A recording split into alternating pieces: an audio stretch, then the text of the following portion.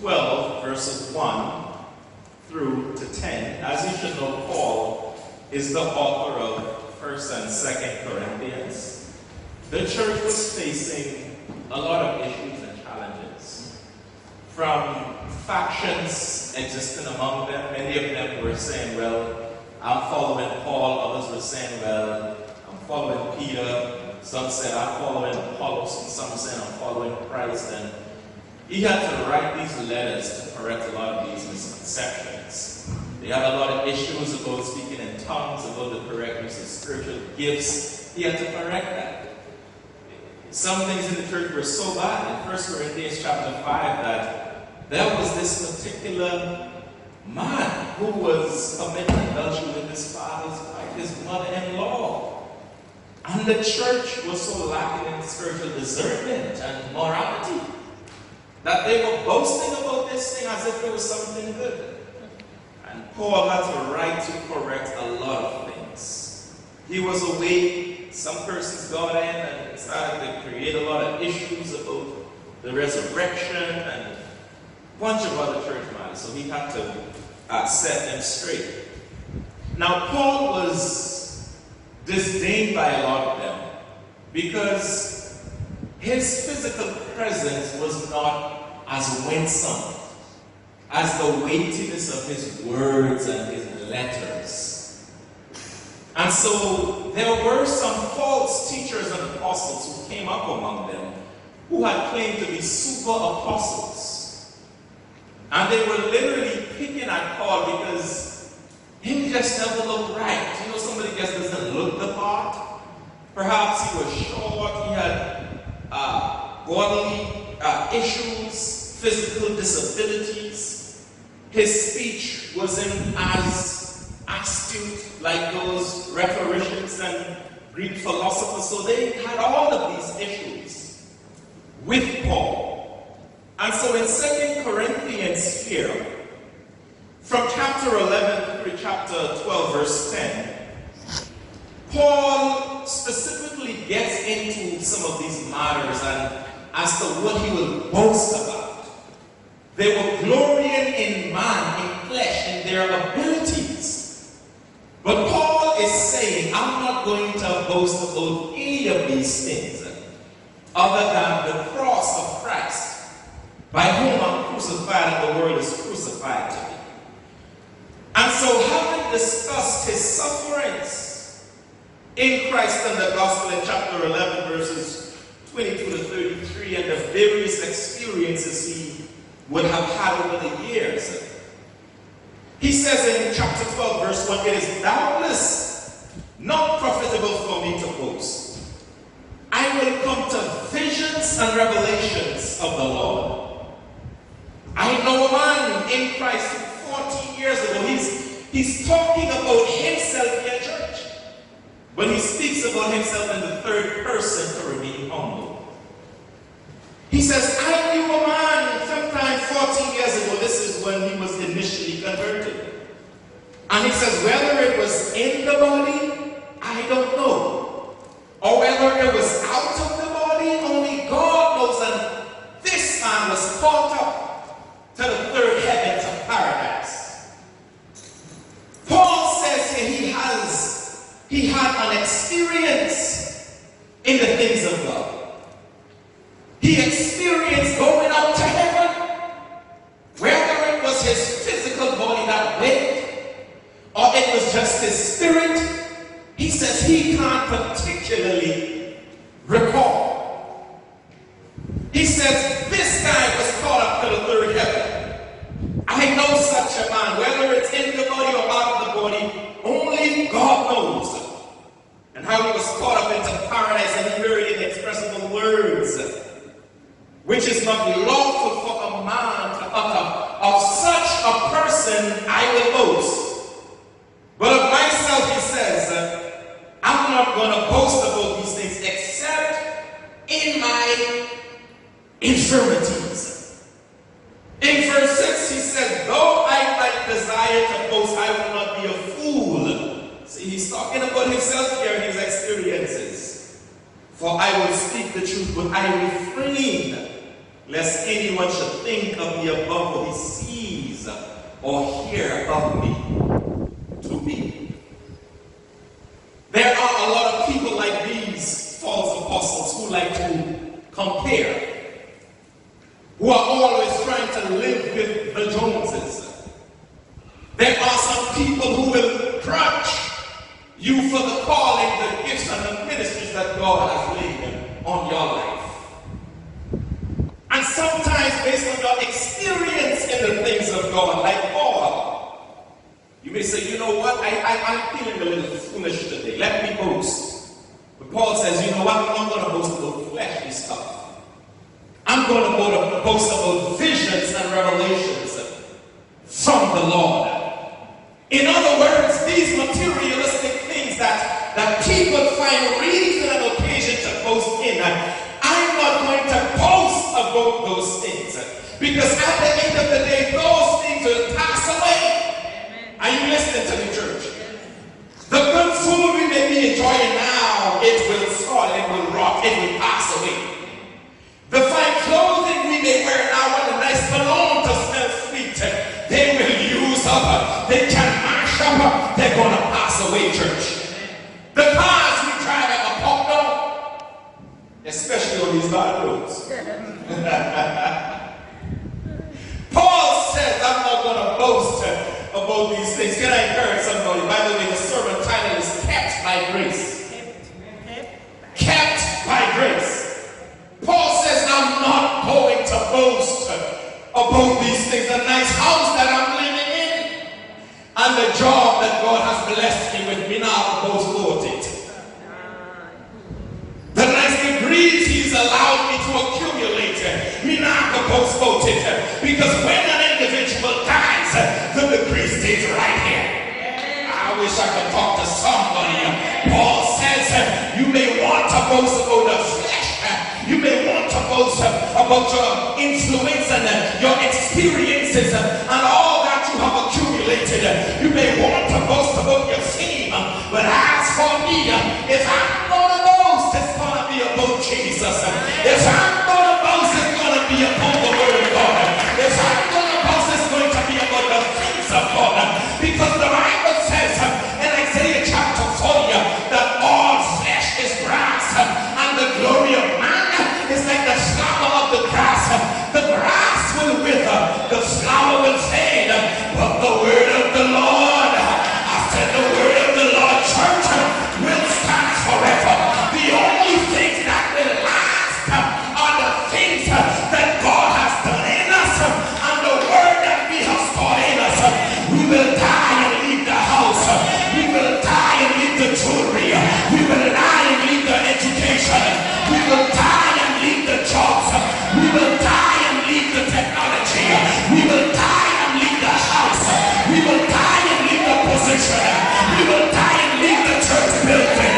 But for those who know the Lord and the word of God is in them, they will live forever. They will live forever. So Paul says, if I'm going to boast, it's going to be about Jesus. If I'm going to boast, it's going to be about spiritual stuff. If I'm going to boast, it's going to be about the things that keep me in God.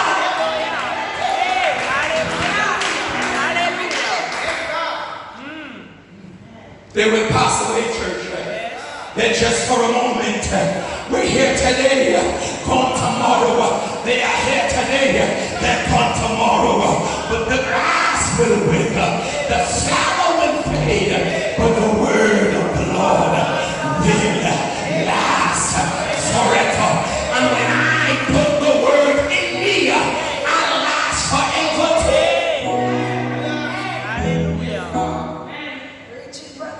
Paul says, I'm not going to boast about those stuff. And then he says in verse 7, unless I should be exalted above measure by the abundance of the revelations. Paul was so deep in the things of God. He's tempted to boast like these false teachers were boasting. And so in mercy to him and his giftedness, he a thorn in the flesh, a messenger of Satan to buffet me. Buffet here means to box me down, lest I should be exalted above measure. Sometimes you may wonder, my brother, my sister, why your life's so hard. It's not because you have done something wrong. It may be because God has gifted you so much in spiritual things. It may be because of your experiences in the Lord that can cause your head to swell. That can cause you to get puffed up and to start to think that you are better than people, sister Brown. To start thinking that you are better than your brothers and your sisters in the church. And so to keep you humble, God has to keep your lives a little difficult. Pastor Paul says, I was so gifted in the abundance of visions and revelations from God to keep me on my knees, to keep me humble, to keep me focused, to prevent me from getting too proud and arrogant and thinking that I'm better than people. God assigned a demon to lick me down. Lord have mercy. I wish I could talk to the church this morning. Sometimes your life is not hard. Sometimes you are perplexed because of sin. Sometimes you don't always have enemies because they just don't like you.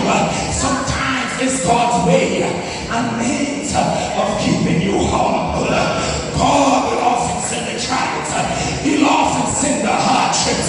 He'll often send the problem to perplex you, to annoy you, to be a thorn in your flesh.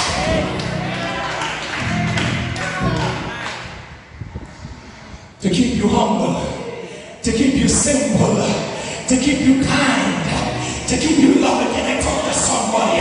There are some people, as soon as something I want for them, they get hoity-toity, they get stoosh. I talk to the church, they get proud, they get arrogant, they can't talk to certain friends of men, they can't visit certain family of men, they can't humble themselves no more.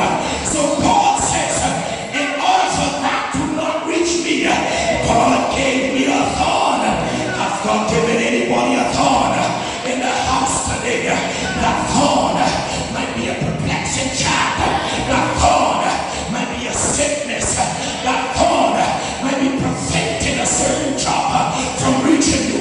That thorn might be keeping you living from hand to mouth. That thorn might be keeping you right here in Hampden, because he knows, based on your experience, based on what he's given you, that if he don't do things to humble you, things I will get to you. You're not hearing me? Things I will get to you. New friends I will get to you. Are you listening to me? New environments I will corrupt you. New things I will spoil you. New judges can make you dehumanize. Some good food can make you too hoity-toity. So to keep you on your knees, to keep you in the word, he gives a thorn in the flesh.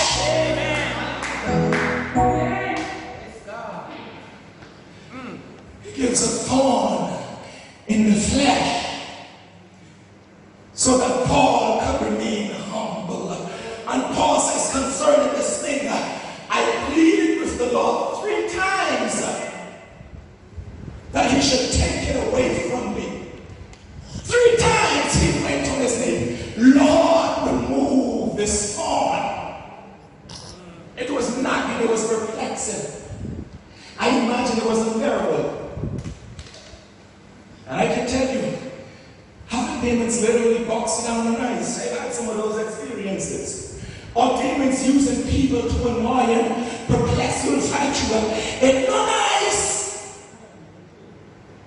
So he went to the Lord 3 times, Lord, remove it.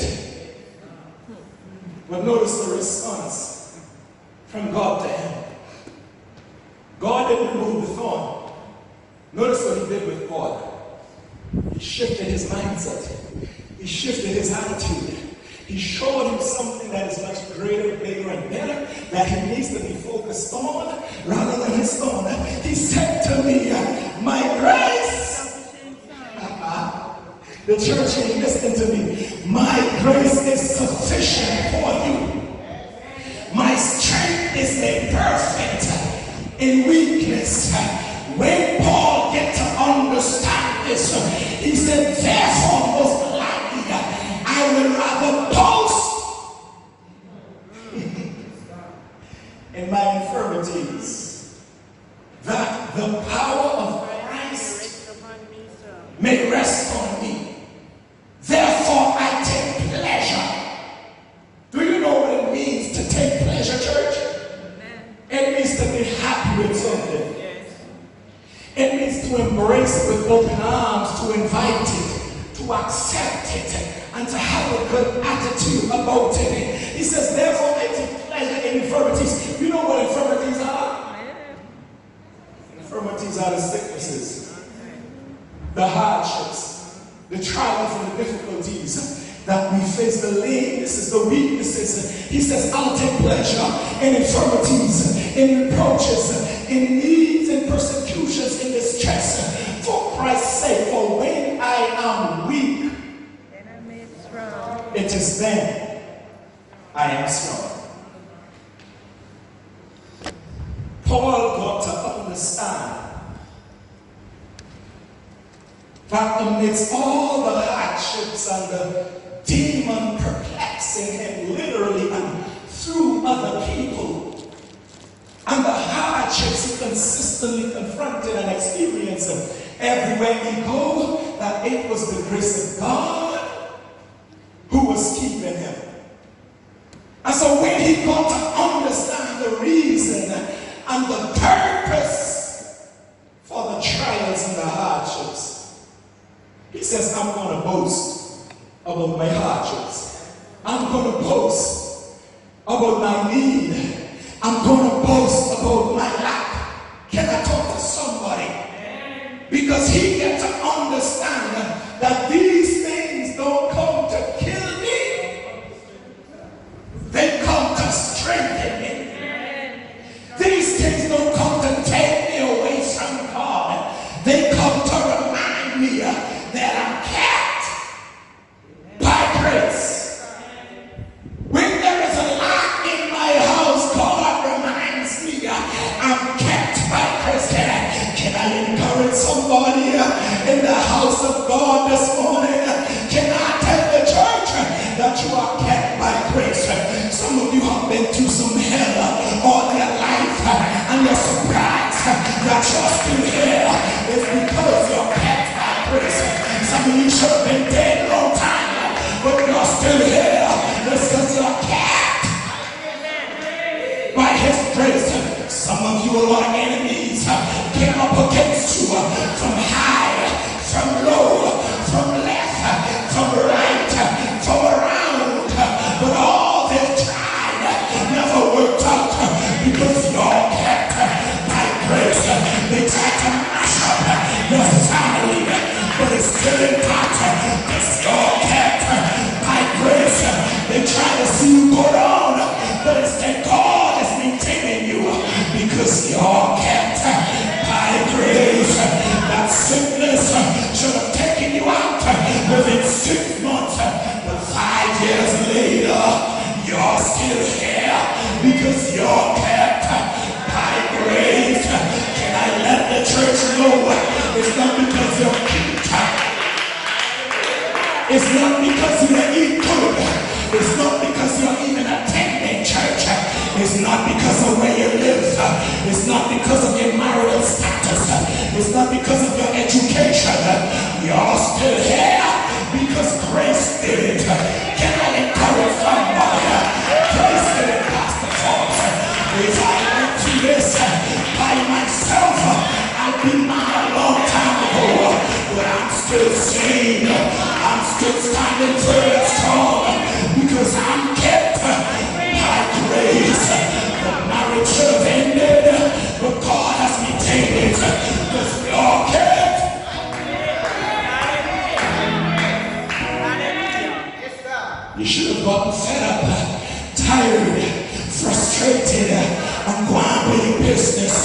but you got strength to continue. There's fresh motivation because you're kept by grace. The hypocrites should have run you in the church a very long time ago after they gossip you and lie on you and cheat you and backbite you and backman you. 15 years, you're still here. 25 years, you're still here. 60 more, you're not going nowhere because you're kept by His grace. I encourage somebody who's going through some stuff. Can I let you know that God's grace has been keeping you from the amount of stuff that you've been through? You should still not be saved. You should not be in a positive mind right now. But through it all, He's kept you. Through it all, He's nurtured you. Through it all, He's provided. Through it all, He's encouraged you. You're kept by grace. Is there anyone here who knows what it means to be kept by grace?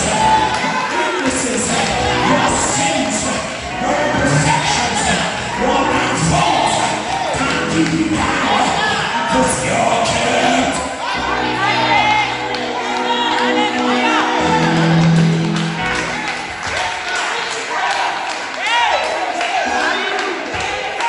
Sometimes when you do wrong, you sin, you go fornicate, have sex, burn cigarette, burn little weed. You shouldn't have come back to church. You should have given up. You should have listened to the big hypocrites and what they gotta say. But instead, you keep pushing. You keep practicing. You keep working. You keep coming.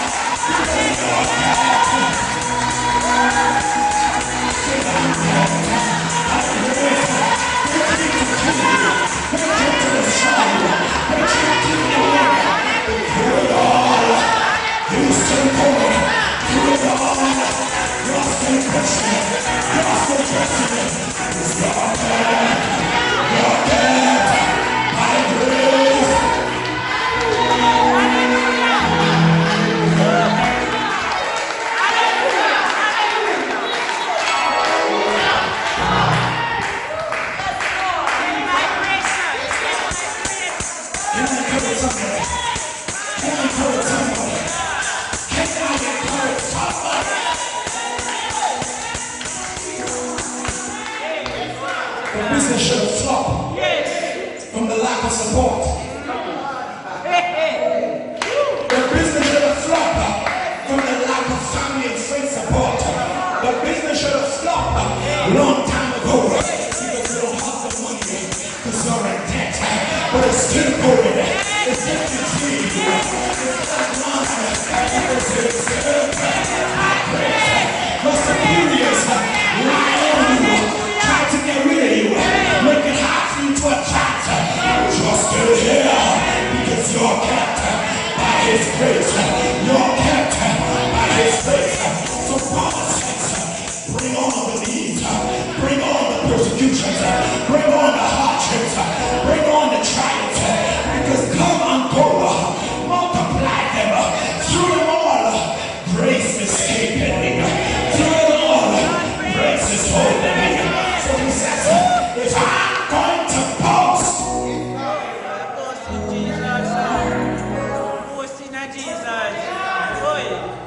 I will boast in the Lord and the fact that His grace has kept me.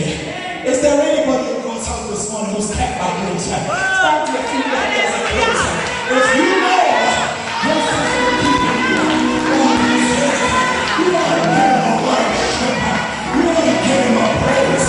You want to give Him a thank offering. Because after what you have been through, you should not be here. After all that you've been through, throughout the week, throughout the month, throughout the year, throughout your life, you should not be here.